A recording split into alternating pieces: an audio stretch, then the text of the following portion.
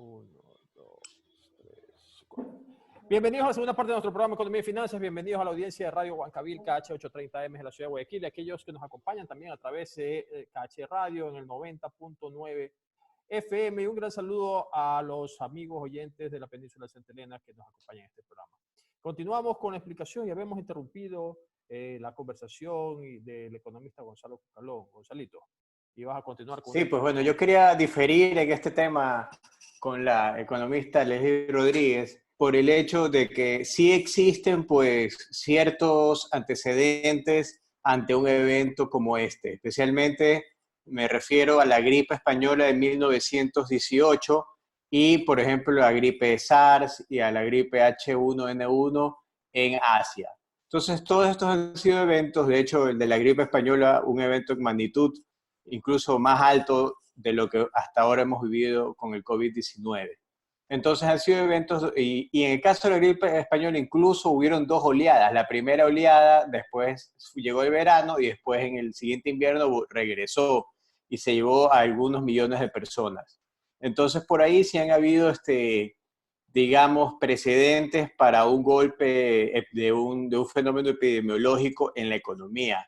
¿Cuál es el punto? Que obviamente lo que se busca en este momento pues es minimizar la cantidad de muertos. En el año 1918 no tenían ese conocimiento técnico de cómo hacerlo, que ya lo poseemos hoy en día.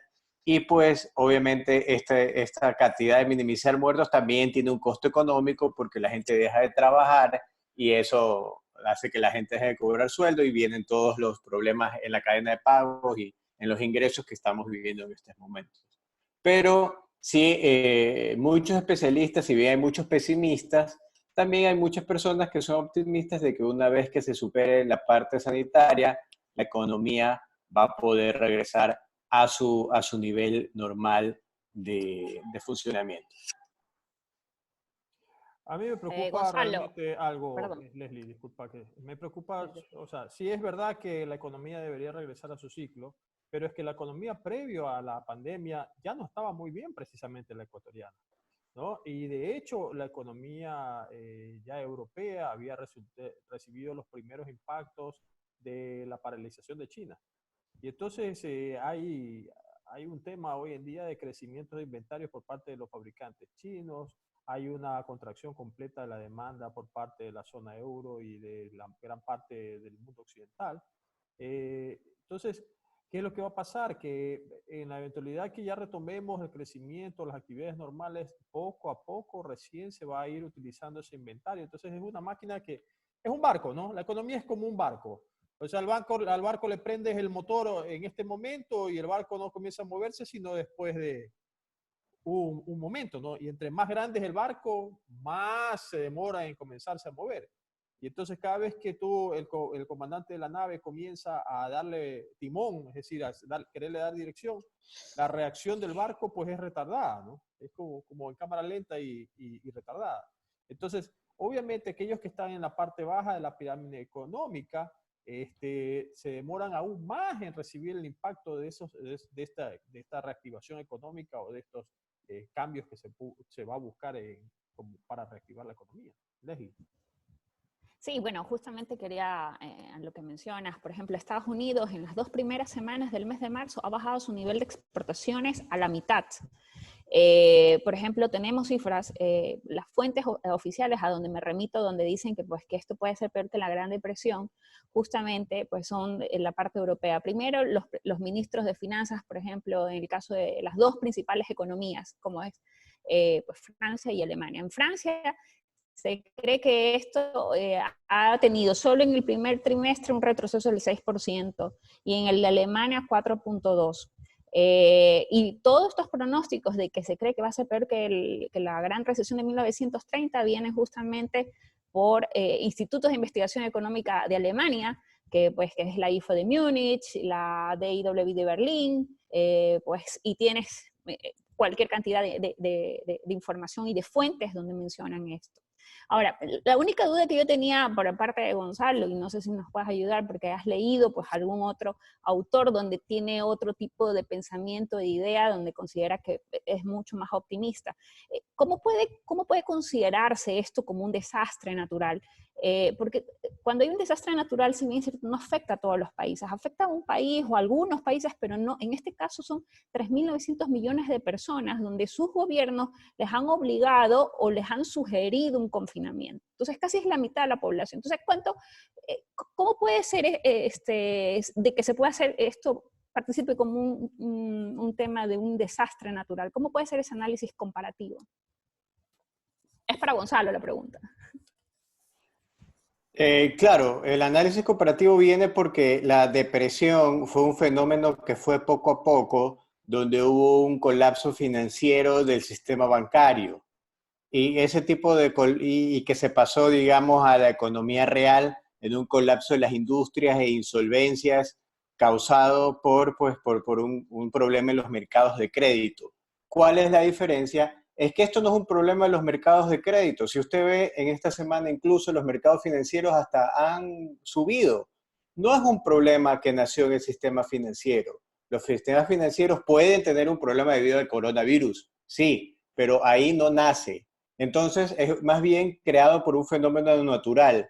Por eso la caída es tan rápida, lo cual no pasa cuando son fenómenos más bien financieros. Entonces, desde ese punto de vista, pues es verdad que los dos puede, o sea, tanto una depresión, un colapso financiero, como un colapso por causas epidemiológicas, pueden crear una recesión y crean decrecimiento económico. Eso estamos de acuerdo, pero las causas son diferentes. Un impacto epidemiológico se parece más a un impacto, digamos, de un terremoto o de una guerra, es mucho más lento que un impacto financiero. Entonces, desde ese punto de vista se basan los expertos como Ben Bernanke para pues poder decirte de que pueden haber una recuperación en V, que baje rápido la economía y sea totalmente una recesión profunda, pero que al mismo tiempo cuando se permita volver a trabajar, cuando sea sanitariamente posible volver a trabajar, esto va a seguir adelante, o que o una especie de U, esa es la otra que se llama, de que se demora más en recuperarse para después subir. Ya el escenario de una L, que es una bajada de la producción total de un país para mantenerse por abajo por mucho tiempo, eso es prácticamente descartado por la gran mayoría de los especialistas. Pero respondiendo a su pregunta, pues ya el resumen, el impacto viene por diferentes lados, ¿no? Una cosa es que el gobierno, por temas de salud, de una manera totalmente justificada para salvar vidas, te diga no trabajes más, y otra cosa muy diferente es que hay un colapso financiero. Pero ciertamente nosotros, ni nuestros padres, ni nuestros abuelos han vivido algo como esto. Es un impacto completamente distinto. No hay antecedentes históricos desde el punto de vista económico de esto. La economía del mundo a principios del siglo pasado no era la economía de ahora. La velocidad de circulación del dinero es completamente distinta y la fluidez de la información es obviamente sin comparación. Recordemos que el Internet como Internet fue inventado en 1989, ¿no? Y que de allá para acá se comenzó a desarrollar las distintas plataformas o se montaron negocios sobre un negocio. En otras palabras, sobre el Internet se montaron algunas vías. El Internet realmente es como una gran autopista con algunos carriles. El un carril es el tema de la web, que es lo que básicamente manejamos todos los seres humanos, que es navegar el Internet. Tenemos el canal que es para los correos electrónicos, la información, digamos que segura. Tenemos el otro canal que es para la transferencia de archivos, conocido como la tecnología FTP. Tenemos el otro canal que es para el control remoto de los equipos, que es conocido como Telnet.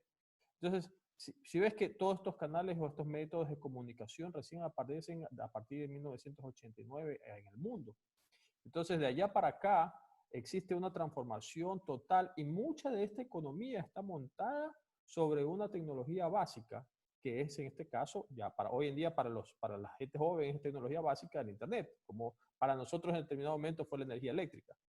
Eh, pero esto lo que ha traído es una consecuencia, y la consecuencia es que como así como ha permitido que crezcan los mercados de valores producto de la especulación, porque recordemos que la economía se mueve con una constante especulación, pues, ¿no?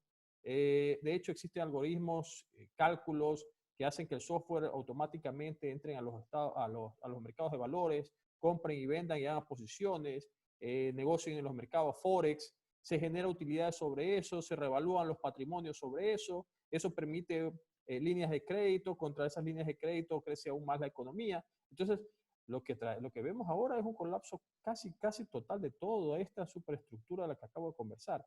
Entonces, de aquí, para que otra vez se restablezcan las cosas a ese ritmo, nos va a tomar bastante tiempo. No es que va a ser imposible, sino que va a tomar bastante tiempo. Yo no estaría de acuerdo con eso porque no ha habido un colapso financiero aún.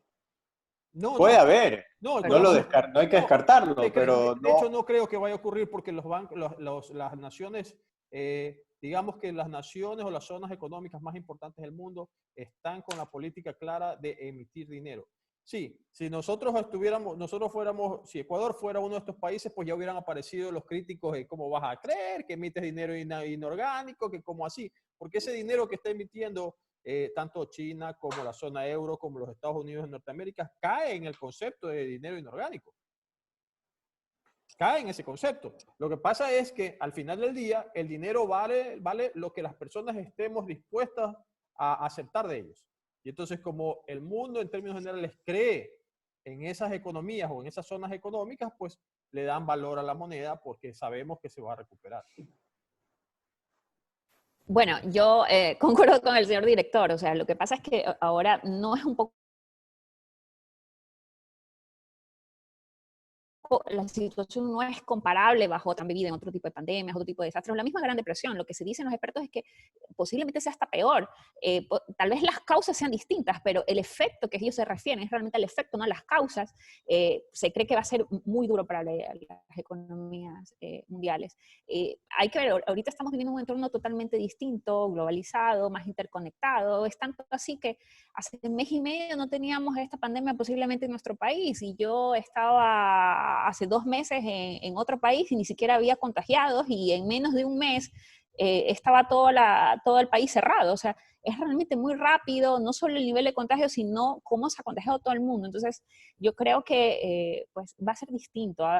Podemos nosotros jugar a números, expectativas, pero bueno, la incertidumbre, que es algo que no lo podemos medir, porque básicamente no sabemos cómo se va a comportar el virus, qué políticas van a tomar los países. Ahora, si no es cierto, todos los países, en su mayoría, los que han podido realizar, han tomado medidas como Estados Unidos, ahora Europa, que estuvo un poco ahí, las negociaciones no estuvieron muy acordes porque parece que querían tener más créditos, más dinero, especialmente para países como Italia o España, que han sido más golpeados que otros países en la zona euro con este tema de la pandemia.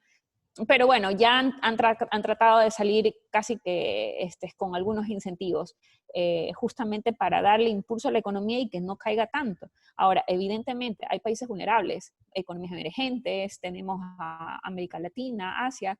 ¿Cómo vamos a poder salir de esta situación si por lo menos en el caso de Ecuador no podemos emitir moneda? Entonces, y pues habría que ver si los organismos internacionales realmente nos van a facilitar esas ayudas financieras necesarias, ¿no? Yo quisiera complementar con algo esa reflexión. Esto nos está dejando una experiencia a todas las personas, a todos. Y yo creo que lo primero que vamos a buscar obtener saliendo de esto es el efectivo. Y las personas van a comenzar a sentarse sobre el efectivo. Porque como no es claro de que esta enfermedad desaparezca o no pueda regresar, la gente después de esta experiencia va a querer tomar sus precauciones. Y entonces, la cartera de crédito ciertamente se va a desmejorar porque la gente comenzará a decir, hey, ¿qué es prioridad? ¿Mantener el efectivo o pagar las cuentas? Uno. Dos, los que tienen la posibilidad van a buscar el financiamiento para quedarse sentados sobre el efectivo, pensando en que en el futuro no muy lejano esto pueda volver a ocurrir.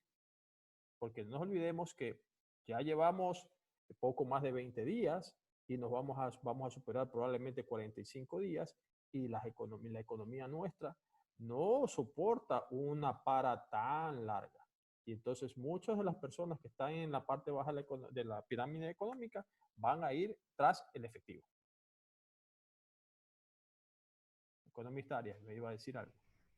Sí, no, yo lo que decía era que mientras no se logre una vacuna, esto como que no tiene un norte.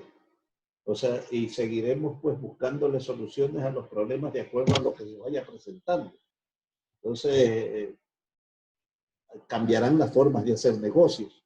O sea, ya, como bien dice, habrán empleos que se van a perder, habrá gente que se quede sin su remuneración. Ya lo decía yo en las noticias. Son alrededor de 195 millones aproximadamente de empleos que se van a perder, ¿no?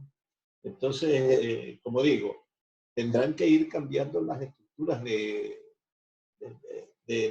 la manera de trabajar, de vender, de hacer negocios, porque mientras no se encuentre la vacuna, no vamos para ningún lado. Tendremos todavía que tener los cuidados de usar la mascarilla, de tener los 2 metros de distancia, de que no haya los espectáculos públicos, lo que hemos dicho aquí ya en semanas anteriores.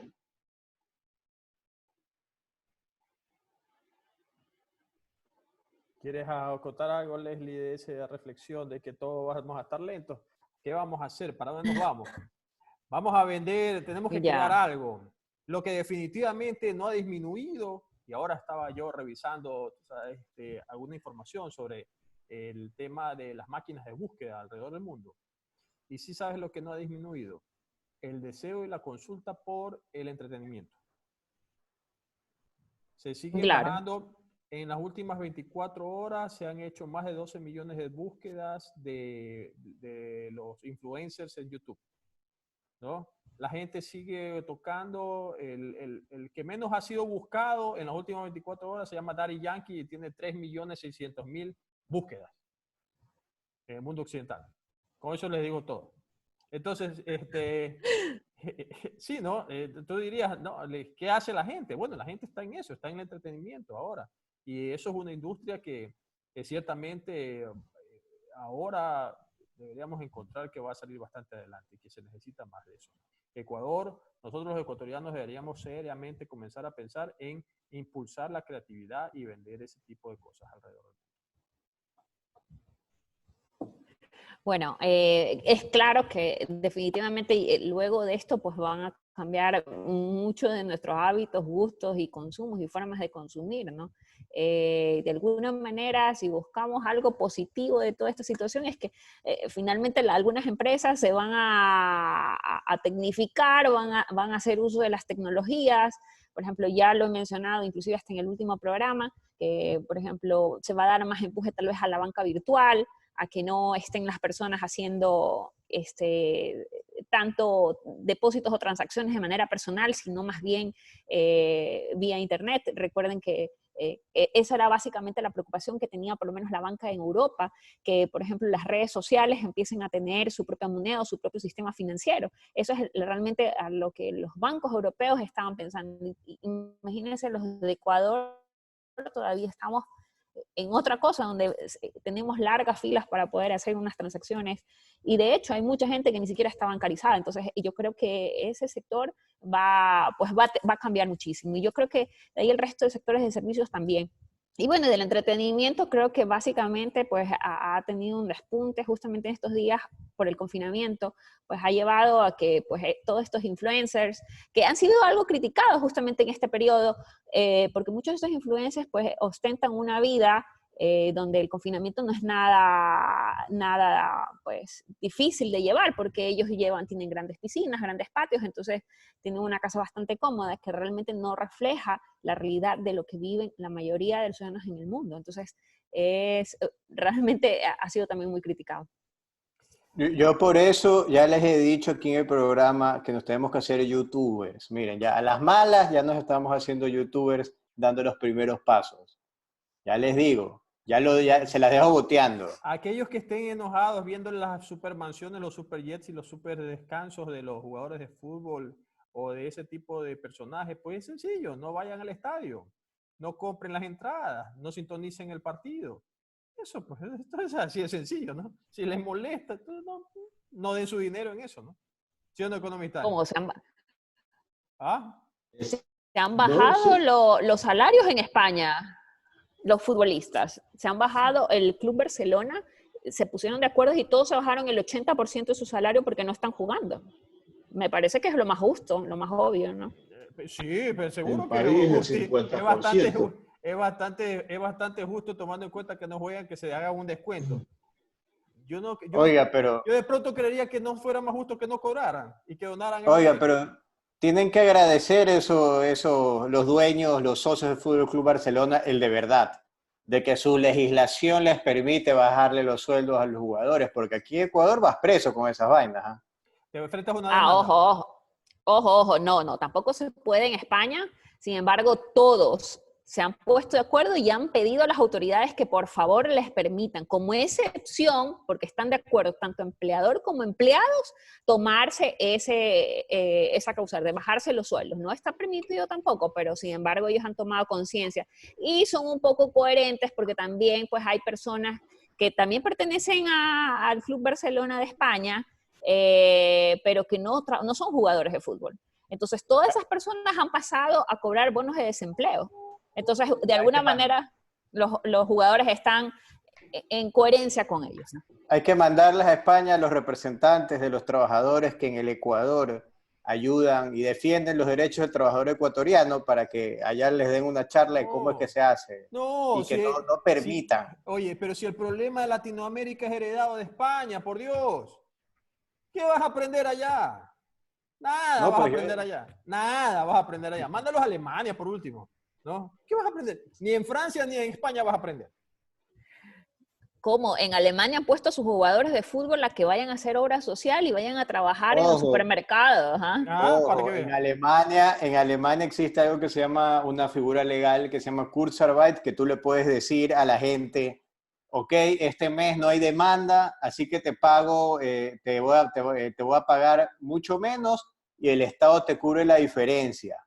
Y tú puedes mandar a la gente un año así. Al Estado le sale más barato porque si los votan, igual tendría que pagarle beneficios de desempleo y a las empresas les sale súper bien porque el Estado les ayuda a cubrir la nómina mientras no haya efectivo, ¿no? Si hay Ojo, en España también. hay una En nación que España no va a también. sentir mucho esto, va a ser Alemania, por la flexibilidad que tiene, ¿no? A ver, pero bueno, Alemania primero que tiene uno de los sistemas de salud mejor desarrollados del mundo. Entonces, esta crisis de salud, tenemos que empezar por ahí. O sea, en salud, ellos tienen una gran cantidad de infectados y están ayudando a Inglaterra y están ayudando a Italia. Y eso se debe a que tienen un sistema de salud robusto y capaz. Y de ahí pues viene la parte económica donde ya ellos tenían una política que se llama déficit cero. Eso nunca han escuchado aquí, pero yo le cuento como novedad. En ningún país del occidente. Se trata que el Estado no puede tener déficit. Entonces, en este momento dijeron, ok, vamos a hacer un déficit y emitieron unos bonos por 150.000 millones, ¿ya?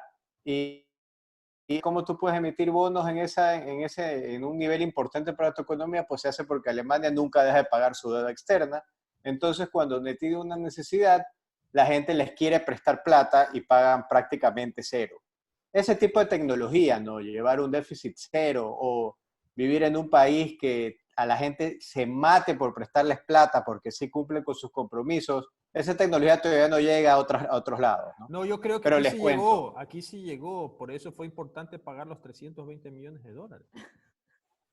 Pero aquí hay todavía gran Digo polémica yo, ¿no? porque eso estuvo mal, dicen que estuvo mal. A ver, pongámonos de acuerdo, ¿estuvo mal o estuvo bien?